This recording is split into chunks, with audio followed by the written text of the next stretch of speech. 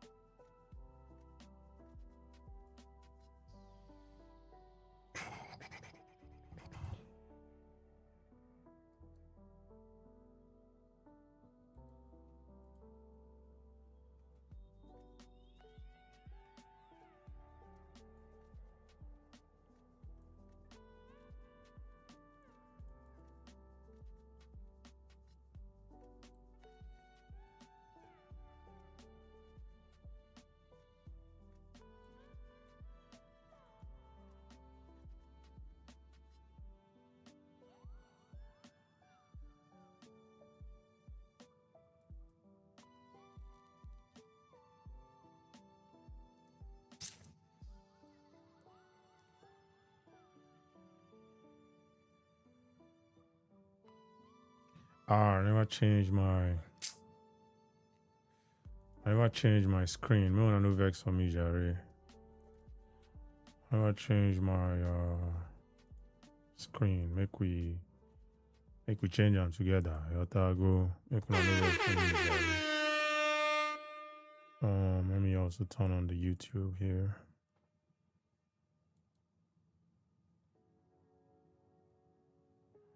Alright. Yeah, everything is just warped now, so yeah. Make una no vex for me. I'll get it right. I'll get it right. I will get it right. Just bear with me 1 second, please. I typically do this before I come live, you know.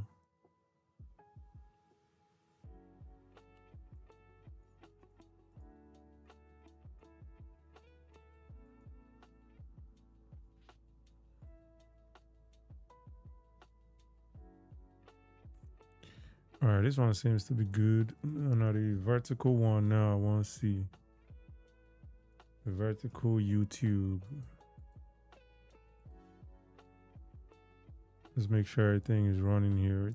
It says it's here, but it's not showing here.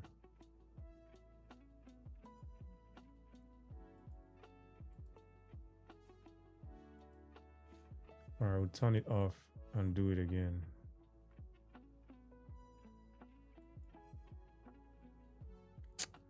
Oh shoot, oh shoot.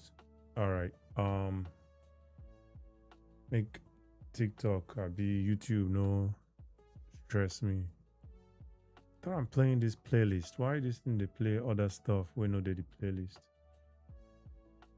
I love the music though. Shout out to Stream Beats by Harris Heller. But I know it's not in the they my playlist. Man, I go screw them up. You go. Man, I go screw them up. Let me stick to what I know works. Maybe I'll go add them later. Make we stick to the one who knows they work. Just repeat this loop. Don't leave the loop. Stay in the loop, you know. Anyway, how's everybody good? It go well. I did struggle here. I don't want to know verse for me. I'm distracting myself with all that stuff. I'm struggling here, man. We're gonna get it. We'll go get them. We'll get them. I want to know vex. We'll get them now. I want to know vex. Just all right. I hope this shit works this time. Anyway, let's put the image that we want to put up there, you know.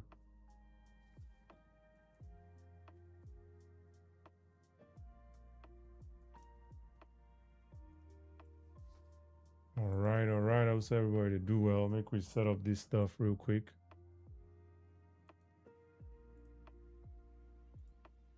Yep, this is our topic for today. Akuruoulo 2.0. Yotago.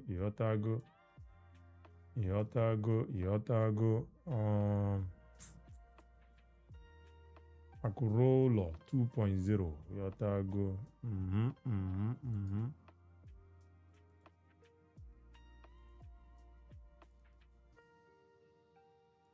Let's set it on the Facebook and TikTok side as well. Make sure everything looks good.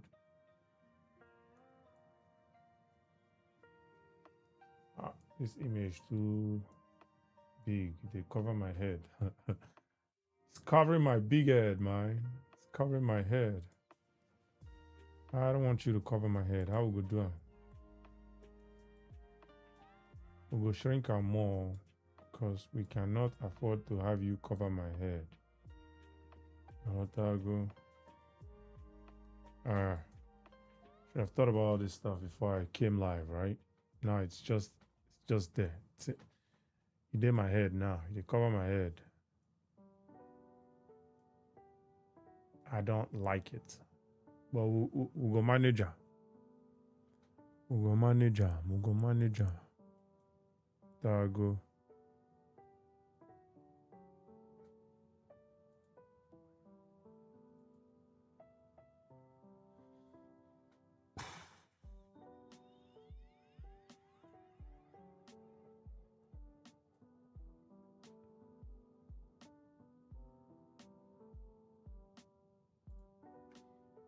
All right.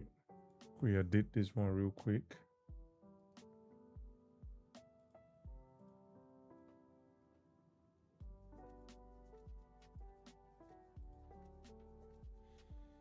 All right.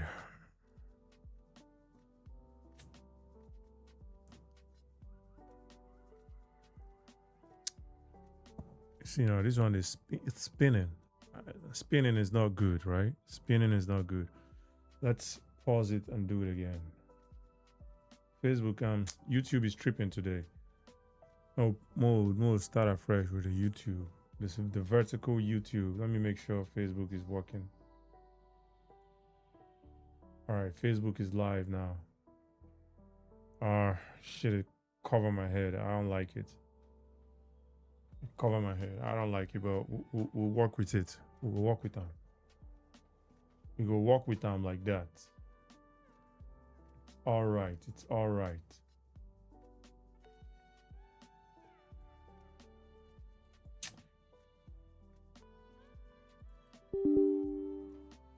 Let's get TikTok up and get the show started.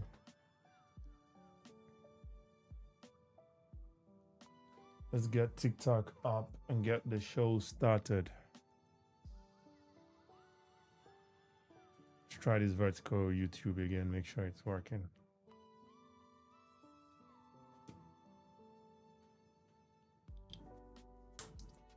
All right, I think it might come up now. Yep. There we go. There we go.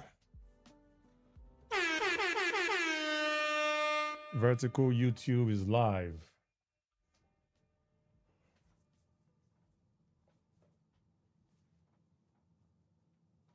Vertical YouTube is live.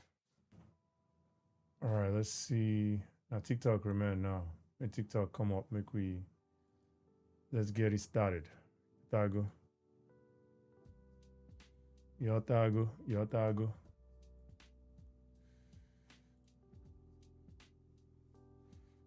Oh shit. This, I don't know. This thing want to bring out my leg. That's what he wants. That's now not the plan for him today. You know, one day playlist where I put to you. One day run around, they play games with me. That's what this thing wants to do today. So make we go the channel. Let's go to his channel and just play from an album or something. You know, so that we know say in channel we did gang. All right, let me see what's going on TikTok. TikTok should be up now. All right, let's get it live. Make una bear with me, Jerry. My process is warped today. I'm sorry. I'm sorry. I typically would have all this set up before I come live, but make una no vex for me. I'm a little bit sloppy today. I'm sorry. I apologize, man.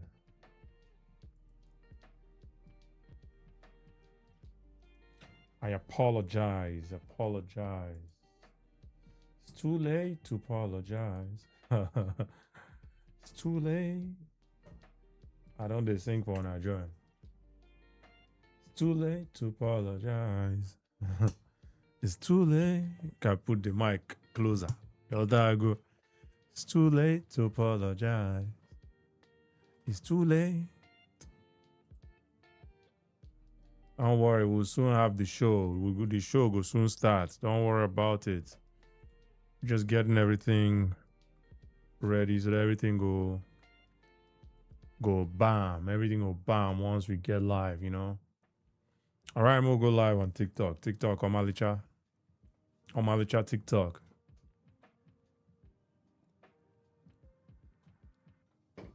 TikTok, where they change their settings every day. Every day, they change settings.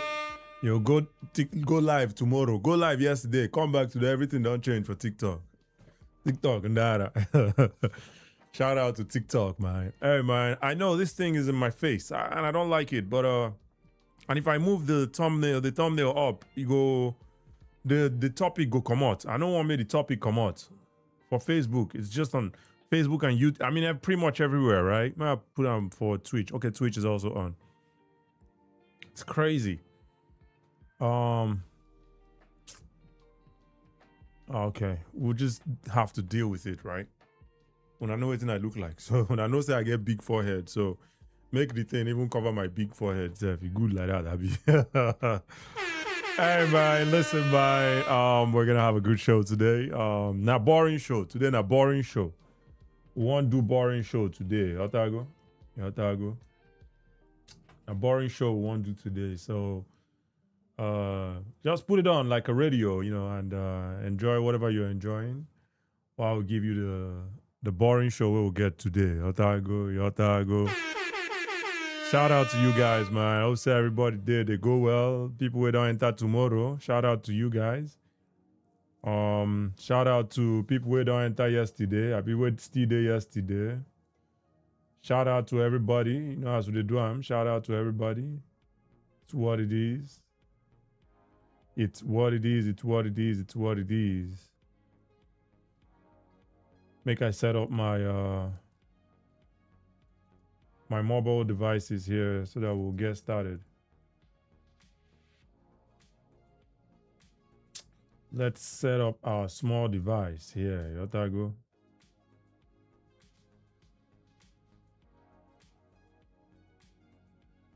We could enjoy the music for the back. Now stream beats by Harris Heller on Spotify.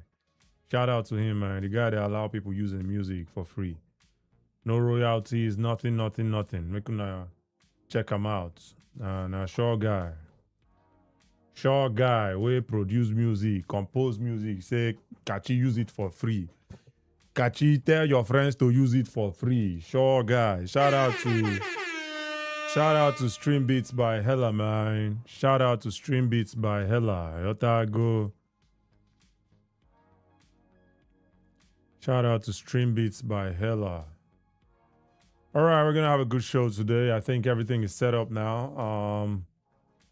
The show will soon start, so make una go drink water, go bring water, carry water, so that you know go come out when the show starts. And now you know go come they find where to go. Yotago. And show don't start now. We don't want to look for anybody. Start sharing the show so that people go join. And TikTok too, go no say, oh, if I name here, Yotago. Let us like and share. Grab a popcorn, water, anything.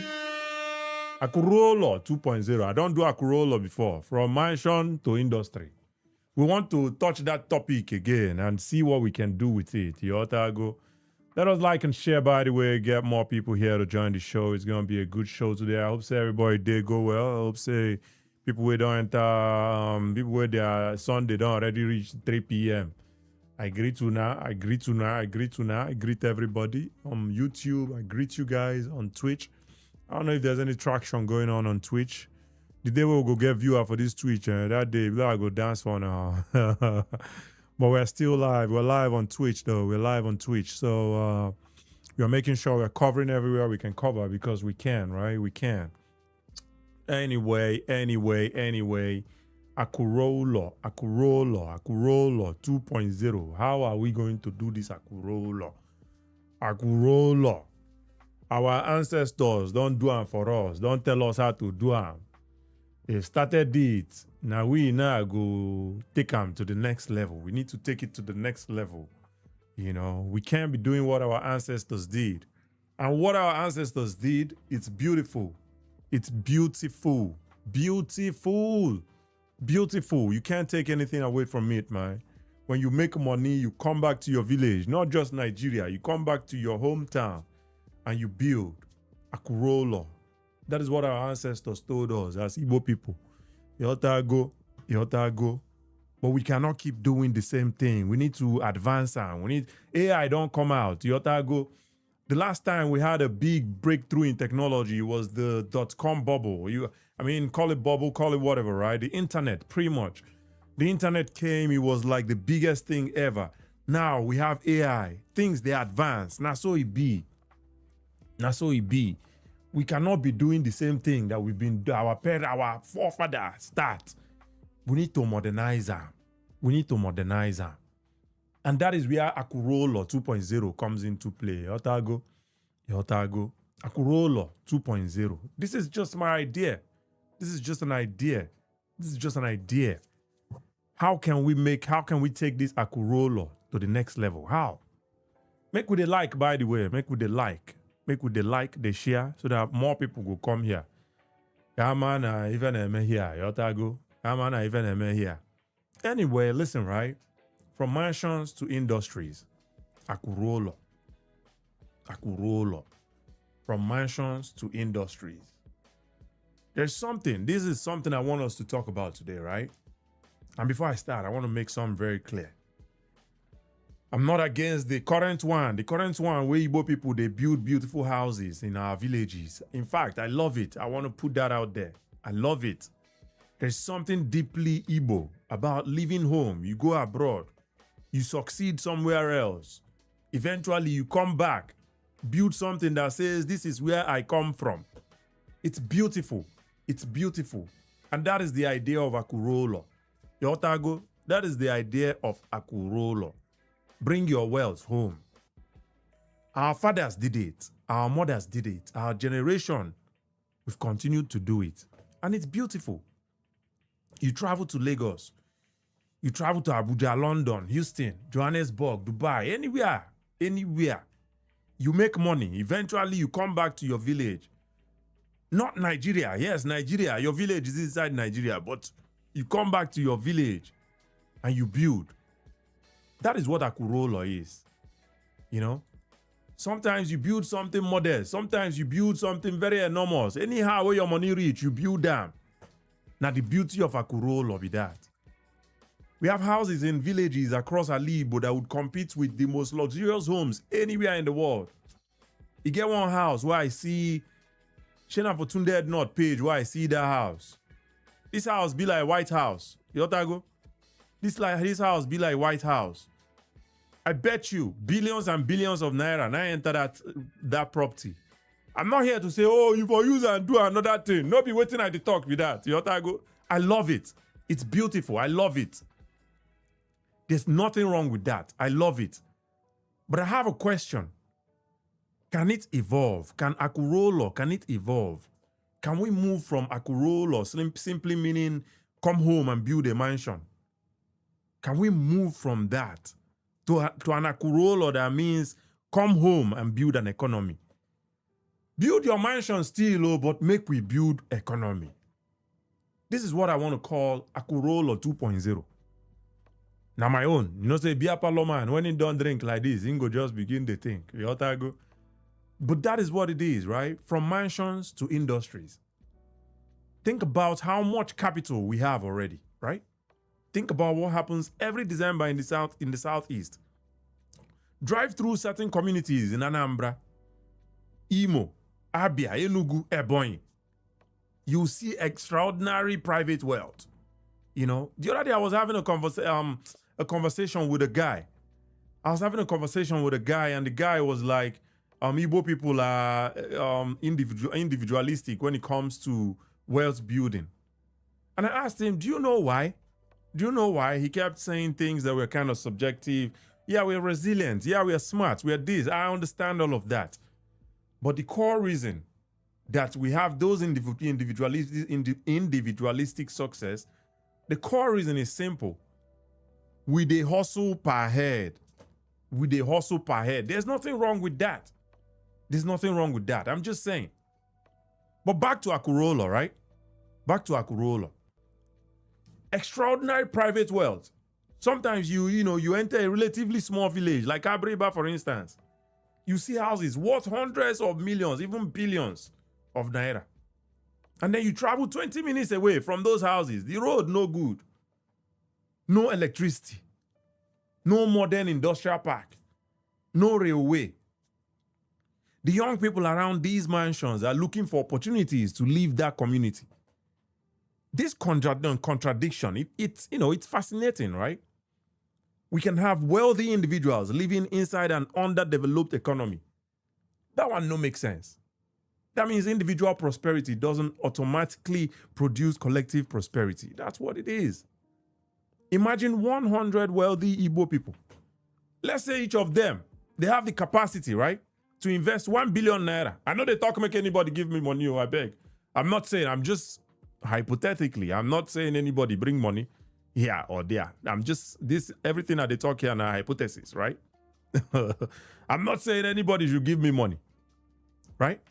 Imagine 100 Igbo people will get 1 billion to invest, right? Right? The capacity to invest 1 billion. Individually, that might become 100 different mansions. Individually, if you bring that 1 billion, 100 people, now 100 mansions be that. Hotels, properties, or personal projects. But put that 1 billion together, now 100 billion be that too. Do you know what 100 billion is? Right? Do you know what 100 billion is? This guy, Mark Okoye, where he's not my favorite person, right? Mark Okoye is not my favorite person. Now, maybe around 20-something billion naira where they don't give him. And in Karen, they do kalu. That guy, in Karen, the money, they do kalu. But just imagine 100 Igbo business billionaires, Igbo billionaires. Instead of that, because it's not an investment pretty much, building houses. It's not an investment, right? But put that 1 billion, put them together. Now 100 billion be there, right? Now imagine 500 investors. Imagine 1,000. On that same 1 billion, oh, and let's say all of them don't even have to contribute the 1 billion each, right? Some could contribute 100 million, some 500, some 5 billion, some 20 billion. Now we're talking about something completely different. We're talking about institutional capital. And this is where I think Ndigbo need to have serious conversation, right? Maybe our problem isn't that we don't have money. Maybe part of our problem is that our money is fragmented. We have individual wealth. But where are these big jointly owned institutions? Where are the companies? We have 500 successful Igbo businessmen and women. They own equity together. Where are the companies designed to exist for 100 years in Igbo land? That brings me to, the most important question in this entire conversation, right? Are we in the Igbo individually rich but institutionally poor, right? Because there's a difference. Look at what corporations actually do, right? Let's examine it for a minute. Some of the largest companies in the world, right? They don't belong to one person.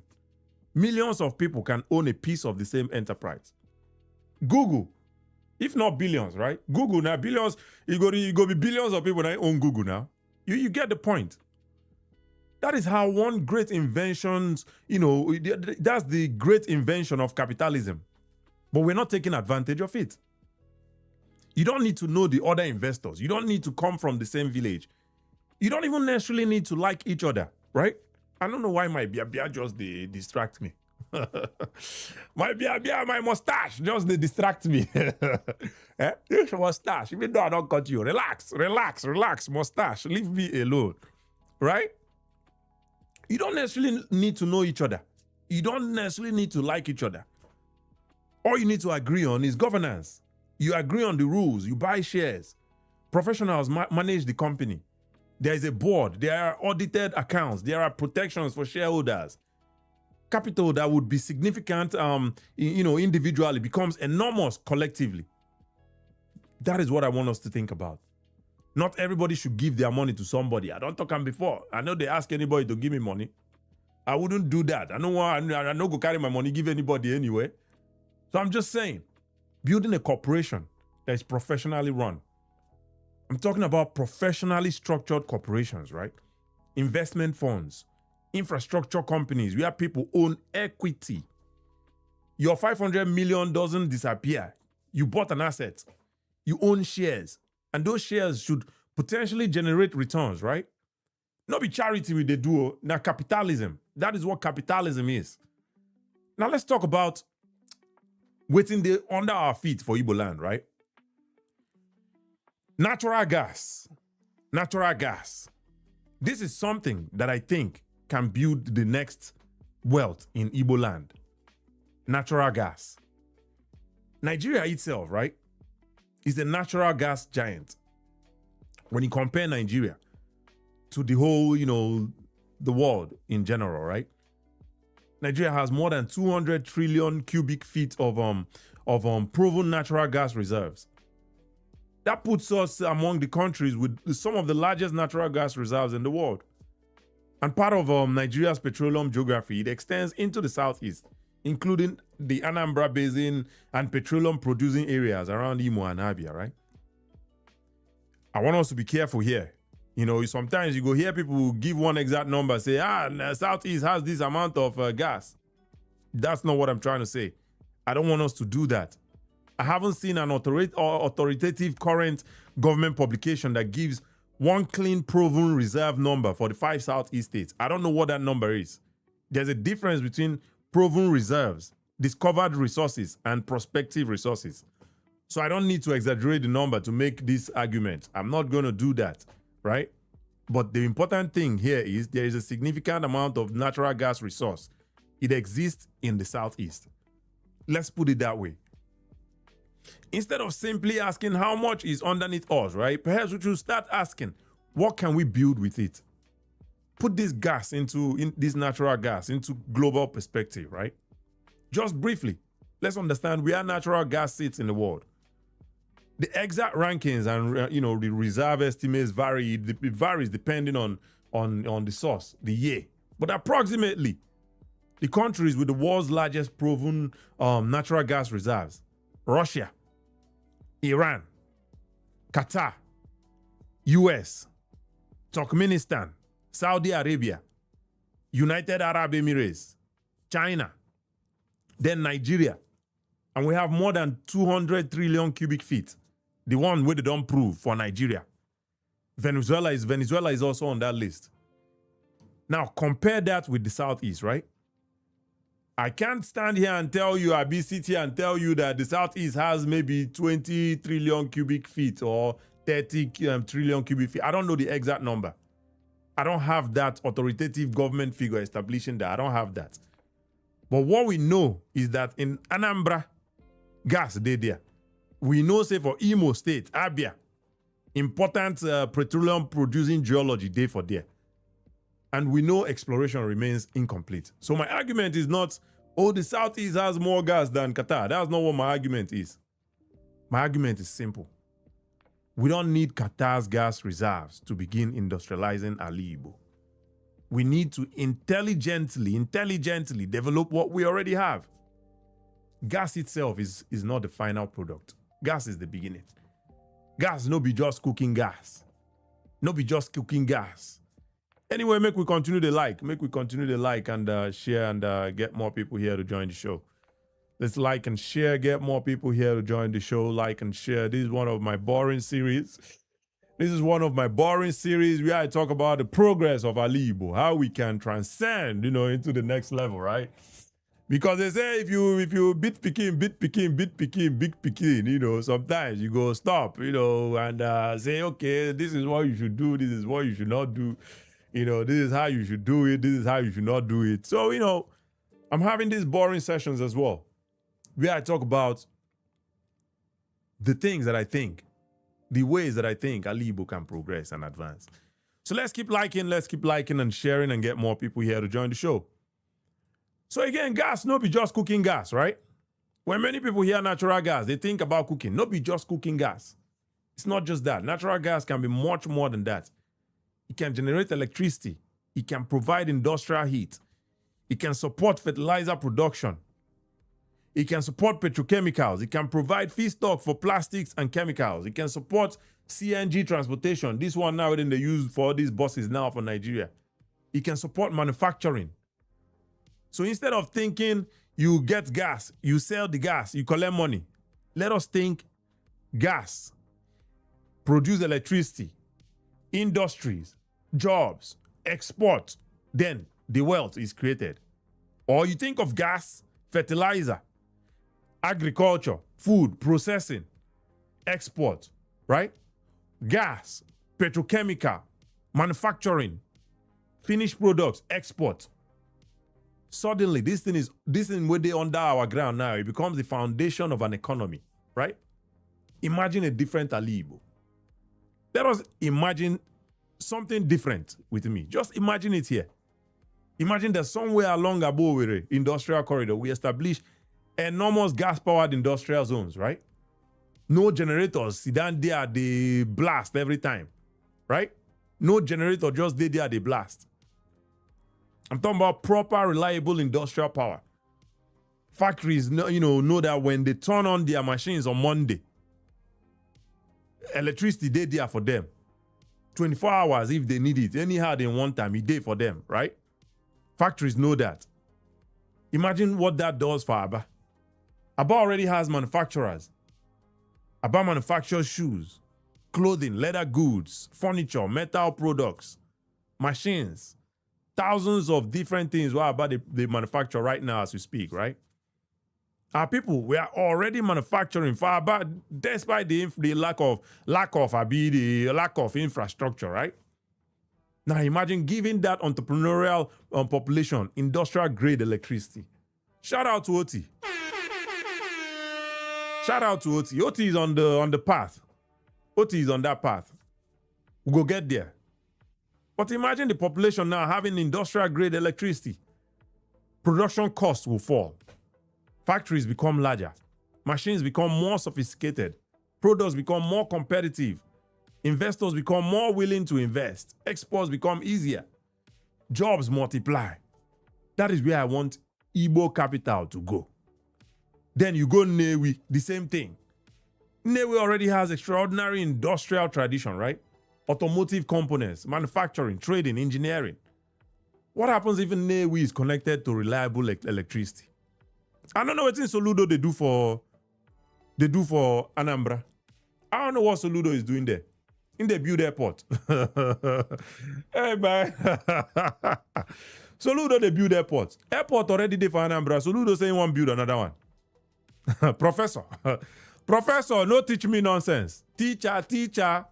Why you teaching me? They go. Make you no teach me. They go. No, they teaching me nonsense. Now, fella sing that one. Eh? Professor is teaching us nonsense.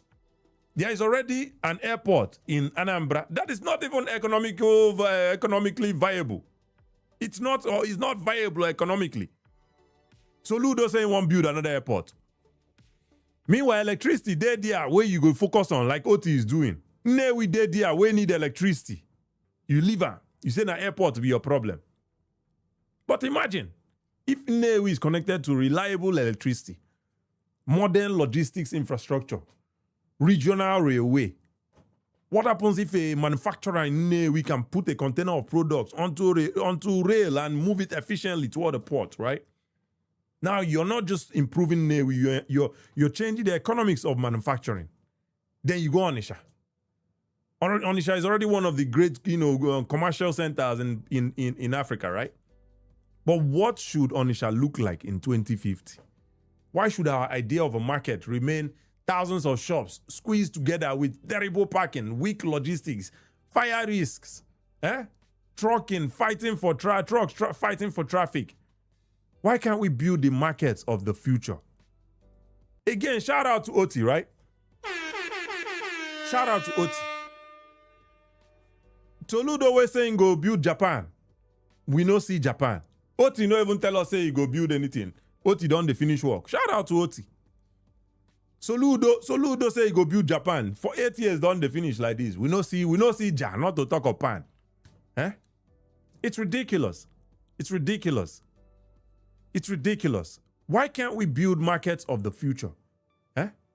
Imagine enormous modern wholesale districts, warehouses, loading terminals, digital inventory systems, fire suppression systems, banks, insurance, hotels, restaurants, parking structures, logistic companies, rail connections, truck terminals, reliable electricity, very important, digital payment infrastructure, proper sanitation, waste processing, right? Even dedicated freight rail directly connected to these commercial centers, right? Now the Akuruoulo 2.0 be that too. Now the Akuruoulo 2.0 na be that. Then Enugu. When I know say I still get my beef with Peter Mba. Peter Mba they build smart city. It's ridiculous. It's ridiculous. All these are our Southeast governors. I don't know what we will do them. Oh. I really don't know what we are going to do to them. But again, Enugu, right? Enugu can play a very important role in education, technology, professional services, research, healthcare, corporate headquarters, advanced industries. There's no reason every Southeast city needs to compete to become exactly the same thing, right? One area becomes exceptionally good at manufacturing. Another one becomes logistics hub. Another develops technology. Another becomes energy hub. Another specializes in agriculture and food processing. Why are we not thinking in this way? Why are we not thinking this way? Huh? Why do we need to think this way for Southeast? You know? One area they focus for manufacturing, another side now logistics, another side now technology, another side, energy hub, another one specializes in agriculture and food processing. And this is where these IPOB people, right? Every time then they shout Biafra, Biafra or nothing, Biafra or nothing. What was the number one thing where they want to use windows finish us for that Biafra? Food. Till this day, we are still not we still never did like sustainable, like be how did they speak that English? Like food now no be our problem again. Food security, we don't solve that problem. How is it that till this day we've not solved food security in the Southeast? Till this day. And these people will continue to shout Biafra, Biafra, Biafra. I did a show the other day. If Biafra happen now, waiting will happen tomorrow. If Biafra come today, waiting will happen the next day. These people are so cost than just they cost me. Now so cost. That cost than just they cost me. You know if you ask these people questions without them costing you. They won't use food finish us for Southeast. Till today, we still don't have food security in the Southeast. How is it we're not thinking about these things? Right? How is it?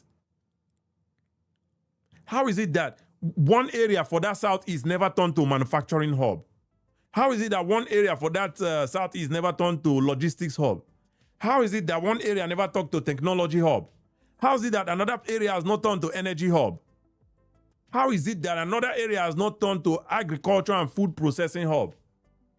Then together they form one interconnected regional economy, right? Right?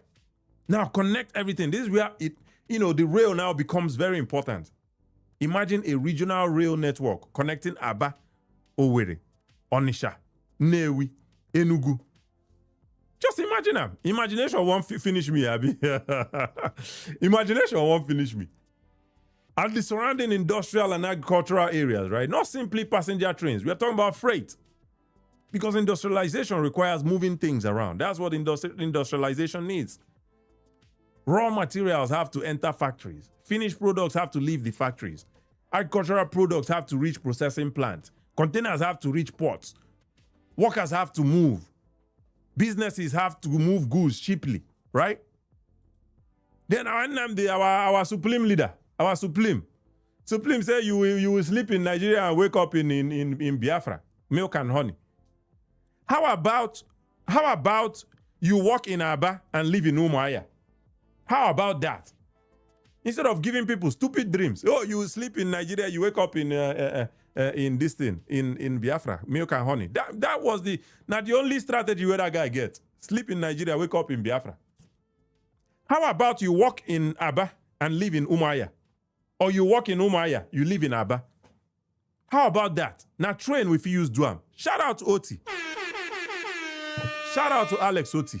Because now Alex Oti, they do what in supposed to do. Alex Oti now actually get us for mind. I they tell you. Shout out to Alex Oti. Imagine somebody living in Owerri and working in Aba. Imagine someone living outside Enugu and commuting into the city. Right?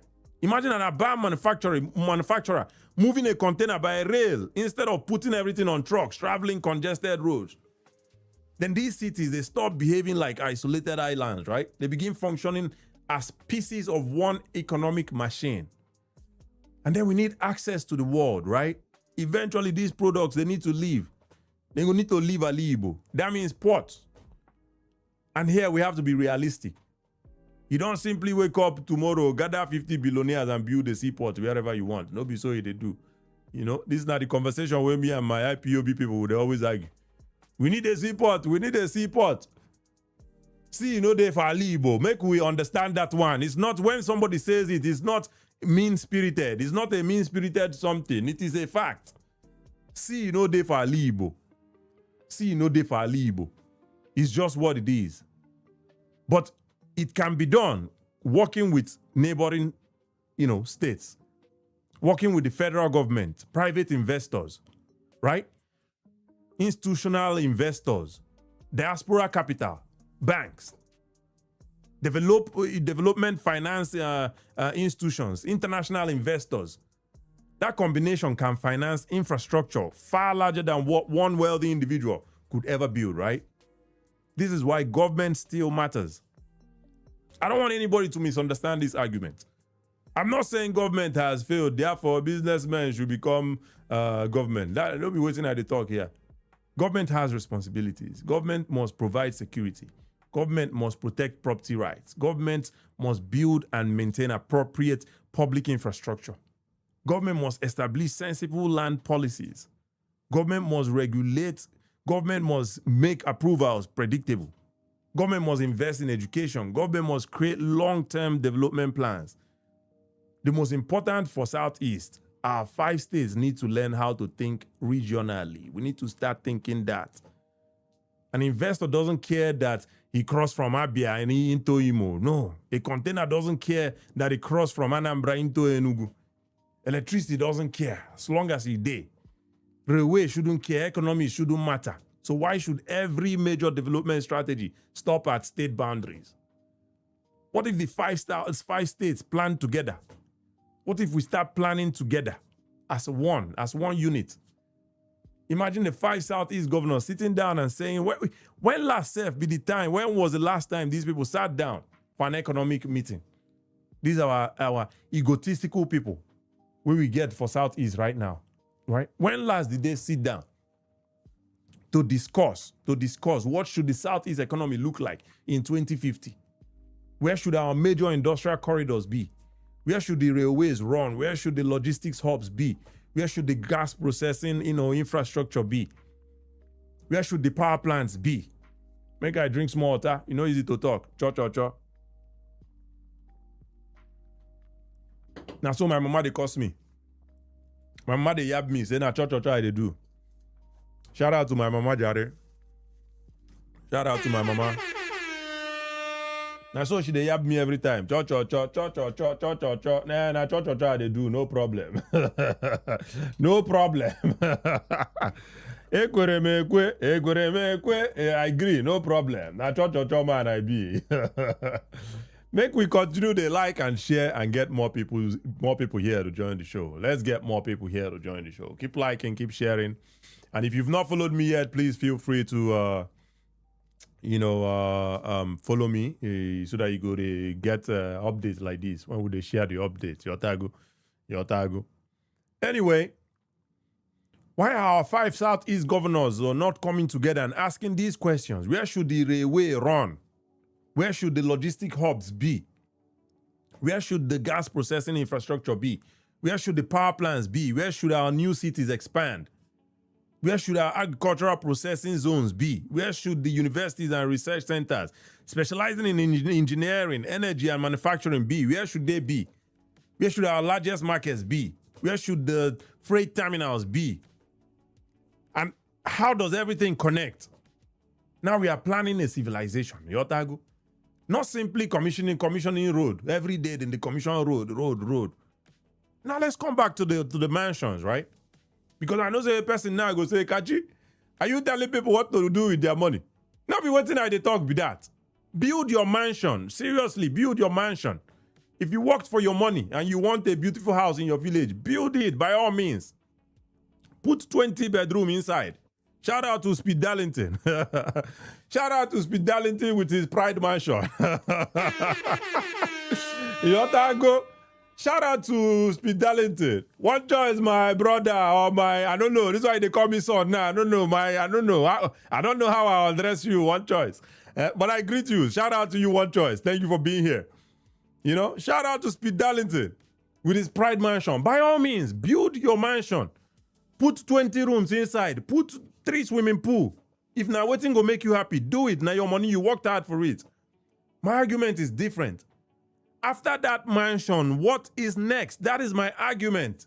Because there is something we need to discuss when we talk about these houses. Generational wealth. Generational wealth.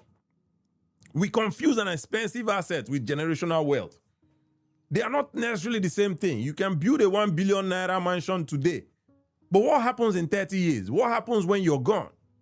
What happens when your children live in Lagos, London, Houston, Toronto? Nobody wants to live permanently in that house. What happens? Who go maintain them? Who pays for repairs? Who pays for security? Who maintains the swimming pool? Who pays the electricity bills? If 5 children inherit one enormous mansion, what exactly do they do with it? That mansion may have it might have been your dream, right? It may not be your children's dream. And it certainly may not be your grandchildren's dream, absolutely. So yes, the building, it may survive. Like I was watching a video of, I think it was, tell me this guy name, Mbadiwe, K.O. Mbadiwe, for Imo State, somewhere from Imo State. They showed his house, they showed where he's buried. Very beautiful, even though I don't know if they talk say grave, they're beautiful, right? But you get a point. But the house and the place, they're very beautiful, right? You get a point. So those things are important. But what I'm saying is, for the regular person, who will inherit those things? Right? Who is going to inherit those things? The building may survive. Yes, the building may survive. But that doesn't necessarily mean the wealth continues multiplying. Compare that with the productive ownership what they propose, right? Imagine that instead, part of your wealth owns shares in a power company. Your children inherit those shares. The company is still selling electricity. Dividends are still being paid. Your grandchildren go inherit those shares as well. Unless say you get children like, I don't want to use myself. Typically, I go use myself as example. But I don't want to use myself for this one. You know, I did think of who I want to use now as example. Unless say you get children, maybe the ones who could just chop everything where you live. But ideally, those shares go continue to produce money. You know, dividends go to enter. The company is going to expand. Its own, additional power plants would come up. Additional infrastructure, the value of your ownership has potentially grown. That is generational wealth. That is generational wealth. Imagine owning shares in an industrial park, right? 50 years later, factories are still paying rent. Warehouses are still operating. Companies are still paying for electricity, water, logistics. Your grandchildren don't have to understand how you originally built it. They don't need to understand that. They simply own a part of a productive institution. Imagine owning part of a railway company, a logistics company, fertilizer company, manufacturing conglomerate, petrochemical company, commercial district, power company. These are assets capable of producing income after the founder is dead. And that is the difference I want people to understand, right? A mansion can store wealth, right? A productive institution can potentially multiply wealth. Your children's children. This is the part that excites me the most, right? When I talk about Akuruoulo 2.0, I'm not simply talking about what happens to us. No, I'm talking about people who haven't even been born yet. Your children's children, your grandchildren may not even, they may not want your 20-bedroom mansion, but they will probably appreciate owning shares in a company worth hundreds of billions of naira, right? They may not care about the swimming pool you installed in 2026, Yotago, but they will appreciate the dividends from a power company in 2066, right? They may never live in your village mansion, but they will appreciate inheriting shares in the industrial park that transformed that village into a city, right? Generational wealth goes beyond the shares they inherit. If we build this correctly, right, they inherit something even more important. They inherit an economy. They inherit functioning cities. They inherit industries, infrastructure, universities, companies, employment opportunities, an environment where they can start new businesses. They inherit a region where living home is an option rather than a requirement for success. That is the generational wealth what they talk about. And this one is on another level.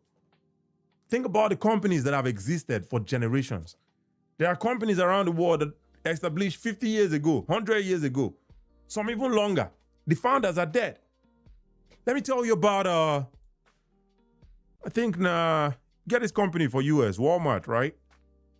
I believe. The founders don't die now. The person who started the Walmart, the original person, he don't buy. But today, Walmart for US, sales every day from across the US alone, I believe in the other countries as well. Over $1 billion. I'm not making this up. Sale where Walmart they bring every day. $1 billion. I'm not making this up. And I think Peter Obi has a potential here in that regard. Because he's in the retail business. I don't know why Peter Obi's shop is a big grocery store. No day for everywhere for Nigeria. I don't understand why. I don't know why. Walmart is the biggest employer of labor for America. Peter Obi has that potential. Peter Obi power. Peter Obi power. Make I do like Bish money. Peter Obi power. Peter Obi power. Peter Obi has the potential to do that. I don't know why he's not doing it. You see what I'm saying? Right? The founders of most of these companies don't buy. But their descendants, they still own shares. Millions of people who weren't born when these companies were established, they work there today. Suppliers became wealthy because those companies existed, right? Cities developed around these industries. What would they talk about? Universities created programs to supply their workers. Entire ecosystems emerge around those companies. That is what institutions can do. So I would challenge these wealthy Igbo men differently. Build your mansion. Enjoy it. Let your family enjoy it. But ask yourself one additional question. What am I building that my children's children can own? Not simply visit. Not simply take pictures every December. Not simply argue over during inheritance. Own an asset that produces, an asset that earns, an asset that grows. An institution that continues functioning, whether your grandchildren live in Aba, Abuja, London, America, wherever. Because the greatest Akuruoulo may not be the house carrying your name. It may be the institution still creating wealth for your family and your community long after you're gone. The diaspora also has a role, right? Diaspora get a role. Imagine adding the Igbo diaspora to this. There are many Igbo doctors, engineers, professors, entrepreneurs, bankers, technology professionals all over the world. All over the world, right? Some have capital, others have expertise, right? Some have capital, others have expertise. Others have connection. Others understand industries we haven't developed yet for Nigeria, right? Akuruoulo 2.0 shouldn't simply ask them, how much money can you send? You should ask, what can you own? That distinction is important, very important. Diaspora investment shouldn't be charity. Shouldn't be just, person they seek, send money. No, you should create investable assets. Create properly regulated funds. Create professionally governed companies. Publish audited accounts. Protect minority shareholders. Create exits. Create dividends. Transparency. Then tell an Igbo engineer living somewhere for maybe, I don't know, Japan, you can come own part of this industrial park. Tell an Igbo doctor living somewhere in London, you can come own part of this hospital network. An Igbo entrepreneur in Dubai, you can come own part of this logistics company. tell somebody in Germany, you can come invest in manufacturing company. Akuruoulo now becomes an investment philosophy. But there's one big problem we have to address, right? Trust. Trust. Because we're talking about billions and trillions all day, right? If people don't trust the institution holding their money, this is going to fail. And frankly, they haven't, they shouldn't trust it simply because somebody says, oh, this is for Ndigbo. Just like Nnamdi Kanu. Then giving Nnamdi Kanu money to... well, the other day I did, this is my sister name, Anya Anambra. Shout out to Anyi. Shout out to Anyi. I did Anya Anambra show the other day, I be some show. I go to talk about Nnamdi Kanu. Say, why you they talk about Nnamdi Kanu now? Why you they talk about I go talk about that. Because I want you to come. I go talk about that. If you don't let me talk about that for your show, I go talk about that for my own. You know what I go? Nnamdi Kanu is an onyori. Na thief he be. Then give him money to go do something. He die the money, begin to shout to Biafra, Biafra, Biafra. Onyori kob. But nobody should trust anybody just simply because they say this is for Ndigbo. That's not enough. There must be governance, independent boards, audited accounts, professional management, shareholder protections, clear ownership, clear regulations, transparent procurement, conflict of interest rules, right? Regular reporting. No politician should be able to call somebody and say, oh, give that contract to my brother. No billionaire should be able to say, oh, I invested the most money, therefore the company belongs to me. If we cannot build institutions that survive personalities, then we cannot build what I'm describing here, right? It's just not going to work. And that may be the real revolution here. The industrial revolution I'm talking about. It's not just factories. It's a revolution in how we organize capital, how we cooperate, right? How we build institutions, how we plan, how we invest, how we think about wealth, how we think about inheritance, how we think about legacy. Because in the Igbo, we already know how to make money. We already know how to come together. We know how to coordinate. We know how to bagota ourselves. Nobody needs to teach us entrepreneurship. Nobody needs to teach us that one. The evidence is there everywhere. The next challenge may be, can we aggregate that entrepreneurial power? Can 100 successful Igbo people build something together? 1,000, 10,000. Can millions of ordinary Igbo people own smaller shares alongside them? Can we create corporations that become household names across Africa? Can we create companies, right? Companies that our grandchildren inherit shares in instead of simply inheriting houses. Imagine the result. Imagine Ali Igbo 30 years from now, right? Reliable electricity, industrial cities, modern markets, modern hospitals, research universities, manufacturing corridors, railways, connecting major cities, freight moving efficiently, modern logistic hubs, gas processing, fertilizer production, petrochemical, agro-processing, technology companies, new residential developments growing around industrial centers, right? Young people moving into the Southeast because opportunities exist there, right? People graduating from university and saying, I'm moving to Aba because I got an engineering job there. I'm moving to Nnewi because an automotive company hired me. I'm moving to Enugu because I got an IT job there. I'm moving to Owerri because I got a job in the energy industry. Imagine people from other parts of Nigeria and West Africa moving into Ali Igbo because that is where the opportunities are. That's when you know we've built something different, right? And here's the part I really want us to think about. We spend a lot of time discussing what Nigeria has done to Ndigbo. Go to any Igbo platform, now waiting and they discuss. Some of those conversations, they are legit. History matters, right? Political decisions matter. Federal policy matters. But there is another question we should be brave enough to ask. What can we build with what we already have?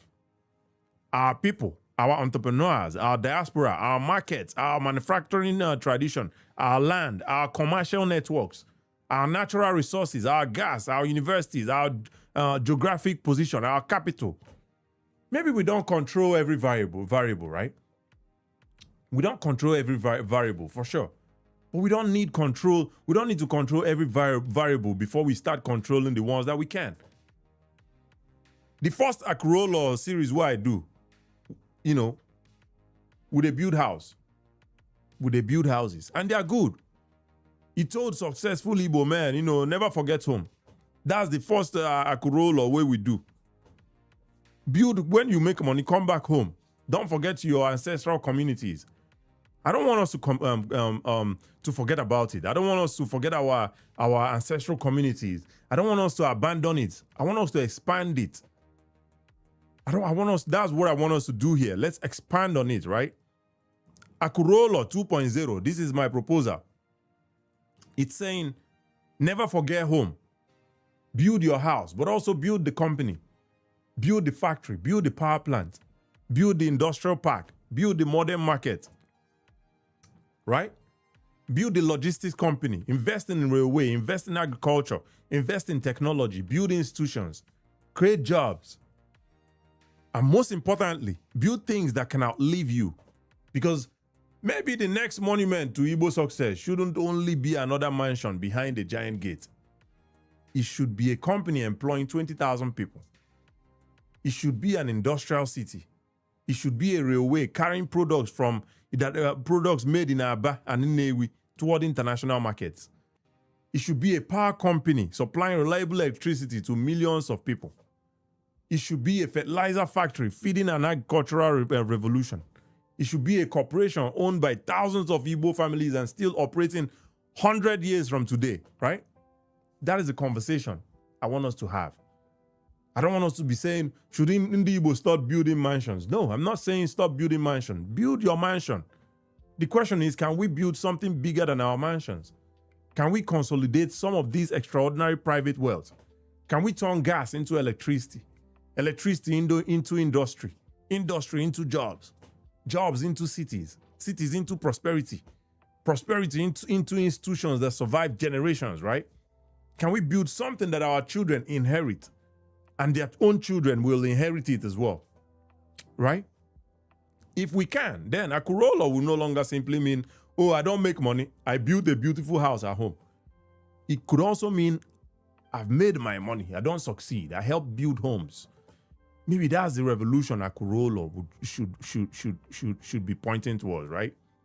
Not simply saying, oh, just bring your wealth home. But let us plant wealth at home, so future generations can harvest it. Now the Akuruoulo 2.0 be that. From mansions to industries. Now cho, I can tell you now, my mother go say, Kachi cho, Kachi don't they do cho, Kachi is doing cho. I agree. Shout out to my mama. Shout out to my mama. I agree. Na cho, I sabi how to do. No problem. No problem. Now, cho, I sabi do. But maybe one day, this my cho go make sense to some people. I love Igbo. I want Igbo to succeed. I want Igbo to progress, right? I think that's what most people want. I think that's what most Igbo people want. But because they don't know how to come back from this Biafra and IPOB, they're stuck there. They think this Biafra and IPOB go give them, I don't know, this milk and honey when the Kanu promised them, right? But that's not the only way. We can make Igbo to be successful. We can build industries. We can take what we have and make the most of it. We can build research institutions. We can have a regional railway. We can have industrial parks. We can have technology. We can have we already have manufacturing, but we need to modernize it. We can have modern markets. All these things are possible in Igbo. Anyway, listen, man, this is the end of my monologue. I know say my monologue don't go take 1 hour. Shout out to me, man. I know say my monologue don't go take 1 hour. I know. Oh my goodness. But hey, man, thank you guys for being here. Let's read some chats. And I see somebody requesting. Let me see if the person is still there, but we'll go read some chats and then bring the guest up and then go from there. The doctor, I see you. Thank you for being here. We'll go bring you up in a minute. All right. Make we see the people who give me so far. EJ Life. Thank you so much. Thank you so much for the gift. I appreciate you. One choice. Say I've been son. So I will call him my papa. One choice, my papa. I greet you. Thank you for being here. Garigo. Thank you so much. Attitude. Thank you so much. Thank you guys so much for the gifts. I appreciate it. All right. Make we read some chats here and then go from there. All right. Make we see. Babatunde Agunloye says, answer is you can't, otherwise you would have done it. Make when they put punctuation for on chat so that we'll go feel read and well. Answer is you can't, otherwise you would have done it. What do you mean you can't? Yes, we can, man. Yes, we can. Impossible is nothing, man. We just need to now the mindset. Once the mindset they there, anything where you put your mind to, you achieve them. If you can't, don't put your limitations, your insecurities. No, put your insecurities on other people, right? If you can't, that's okay. But we can if we put our mind to it. We never put our mind to them. Now I make they talk about them every time. Now I make you they see me they talk about them, right? Now the consciousness is the mind. It's all about the mindset. Once you put your mind to them, nothing where you put your mind to where you know if you accomplish. Today human beings they go Mars. I don't know, human being never go Mars yet, but you get the point. Go space, go moon, go there, go here. As we speak now, you get one spacecraft where two of them actually, where just they hover for space. Voyager. Voyager. I don't know, Voyager. It's there for orbit. Is it orbit? It's there for space. Just they go. They collect data, they send back. We're talking about millions of miles away from us. It's still they send data to I say Nigeria. Not Nigeria, but you get the point. To whoever send them. They send data, come back to Earth, right? So whatever you put your mind to, you go achieve them. If you carry your small mind, they talk say you can't. Don't put that limitation on me, man. It's what it is. But anyway, Gary Go says that's what I'm trying to build. What are you trying to build, Gary Go? What are you trying to build? Let's hear about it. All right, make we continue to read chats here. Let's see. Okay, let's see. One choice. Thank you so much for being here. I greet you. EJ Live says, Amen. Can we dredge Azumini to enable ships to come in? Something to consider. I don't know. Azumini for I believe you mean Azumini for Abia State. I don't know. Azumini for Abia State. It's not just dredging Azumini. If not the Azumini waiting for Abia State, you still need to go because that water, I believe the source is from the Atlantic. If the source is from the Atlantic, that means it comes from River State, right? So you're not just dredging the Azumini itself. You have to dredge from River State. Why would the government want to do that? You see what I'm saying? So why would the government want to do that? The source is from the Atlantic, and that Atlantic source, now from River State it come, right? From South, River State side, now it come. So why would the government want to do that if there is already a port in River State, 2 ports in River State, another one for Akwa Ibom? I believe there's another one in Akwa Ibom, right?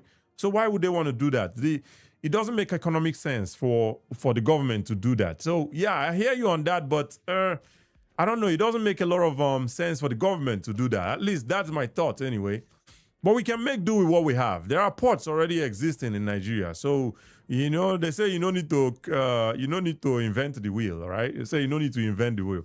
But anyway, that's a good thing to think about. Absolutely, EJ Life. Thank you so much. All right, make we bring our first and probably most likely only guest.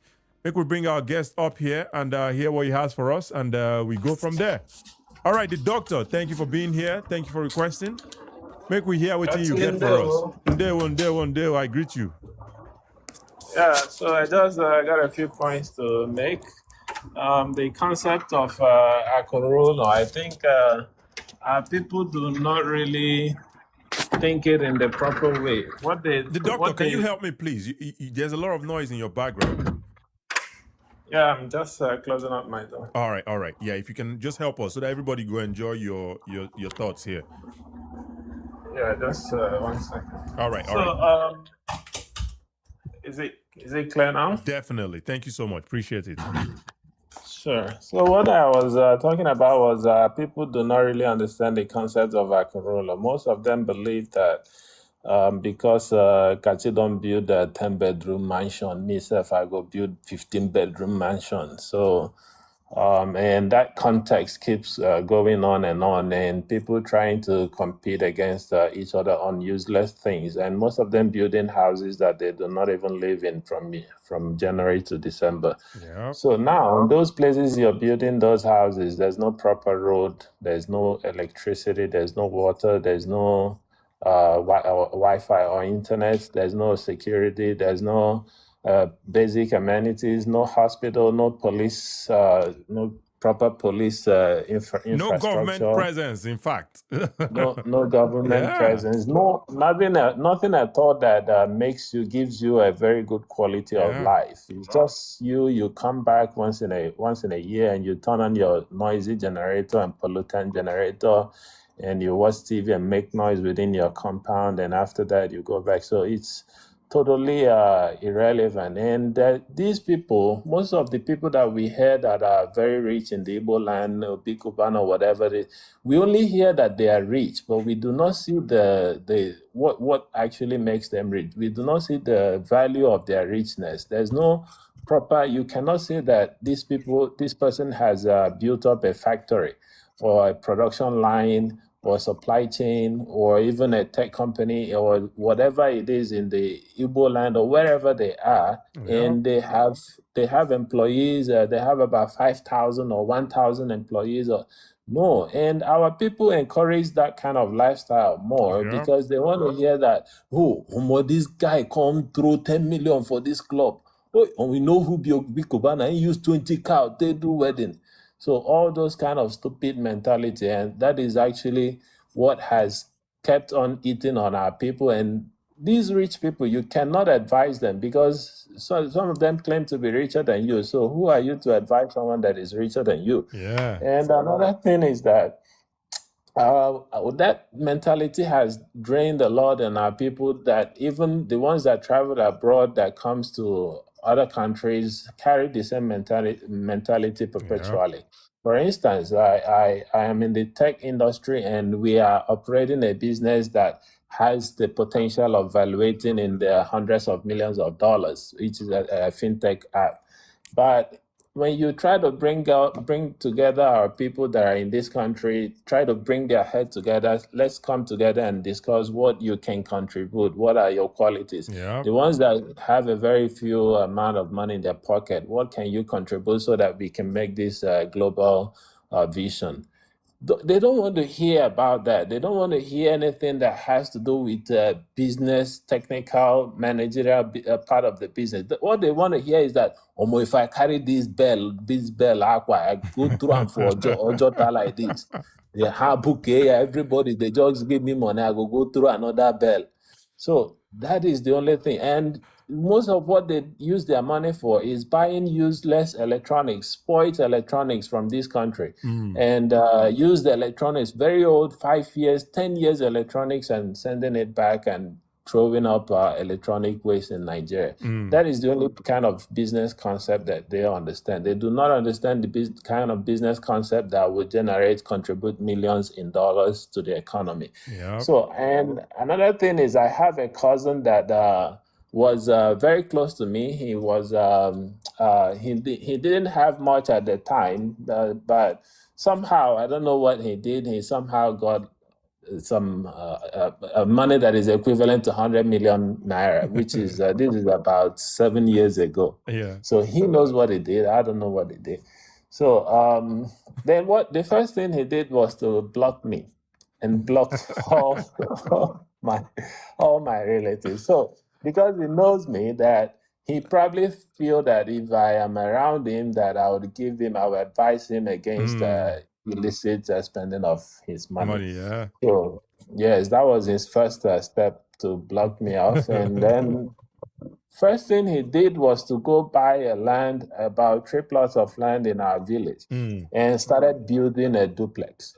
So now this guy does not have any stable source of business revenue or a job or whatever. He does not have any investment. He does not have anything that will regenerate the money for him. Yeah. The first thing he did was to go buy 3 plots of land and started building a 5-bedroom duplex or whatever. And he bought a car for himself. He bought a car for his sister. He bought a car for his brother. He's buying all these things and he's stuck in this country. He doesn't even have a visa to return to Nigeria, to travel to Nigeria anytime he wants. He didn't even consider that to be a priority problem for him. So he's buying things that he wouldn't even use for the next 5 years or even for the next foreseeable future. So he started that house and he reached the roofing level. He's roofed it, but haven't painted it and haven't done the renovation or the finished works. Yeah. And within 6 months to 1 year of getting that money, it was all gone, finished. So now, as I'm talking to you now, he has sold half of that house. There was empty part of the house. And he has sold his own car, has been sold. The one he bought for his sister, one of his brother that is on New York. The boy took the car for a drive and damaged it in an accident. They sold it in Mbuka. So now the house is all covered up in grass, in bush. So, and some of the plots of land he bought, he sold them and squandered the money. This person that I'm telling you about had something above 100 million, at minimum 100 million naira. Yeah. And this is about 7 to 8 years ago when naira still had value. Yeah. Yeah. So, and he spent about 30 million naira on that house, which is still not complete. So, can you tell me how on earth someone that had a chance of holding money that is somewhere around 100 million naira now begs for 1,000 naira to eat? How is that possible? That's some crazy stuff. Yeah, and this is the problem we have in Nigeria as a whole. Financial education, it's something that is lacking. A lot of people lack it, which is a shame. It's a shame. But yeah, I'm the doctor, yeah. So now imagine that he had invested that money on, let's say he wanted to build something, build a hostel or whatever you can.